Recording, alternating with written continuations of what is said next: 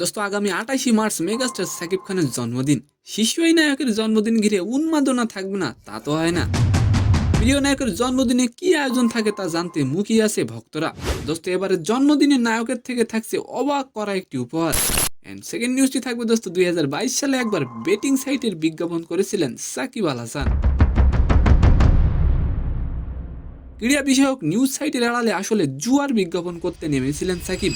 তবে সাকিব আল হাসান এবার সরাসরি জুয়া খেলতে বললেন সমর্থকদের। তো আশা করি নিউজ দুইটি জানতে অবশ্যই ভিডিওটি সম্পূর্ণ দেখবেন। দোস্ত সাকিব খান বর্তমানে বরবাদ সিনেমার প্রচারণা নিয়ে ব্যস্ত। দোস্ত 2023 সালে তরুণ পরিচালক হিমেল আশরাফের প্রিয়তম ও রাজকুমার সিনেমা নিয়ে নতুন করে জনপ্রিয়তার জোয়ারে ভেসেছিলেন সাকিব খান। দোস্ত গত বছর রায়হান রাফির তুফান সিনেমাটিও বেশ আলোচনার সৃষ্টি করেছিল। আগামী 28 মার্চ সাকিব খানের জন্মদিন উপলক্ষে ভক্তদের বিশাল একটি সুখবর দিতে চলেছেন সাকিব। দোস্ত সাকিব খানের নতুন মুভি বরবাদ কি পারবে ব্লকবাস্টার হতে অবশ্যই কমেন্ট করে যাবেন।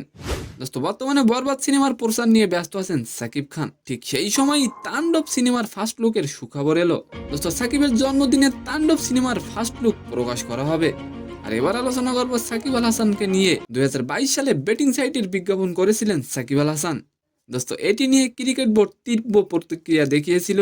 পর সাকিব আল হাসান ভুল স্বীকারও করেন।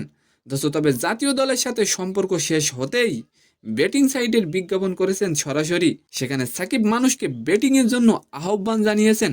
তো সম্মানিত দর্শক, আজকের ভিডিওটি কেমন লাগলো অবশ্যই কমেন্ট বক্সে জানাবেন। আর ভিডিওটি যদি ভালো লাগে অবশ্যই একটি লাইক দিয়ে আমাদের চ্যানেলটিকে সাবস্ক্রাইব করে দিবেন। ধন্যবাদ।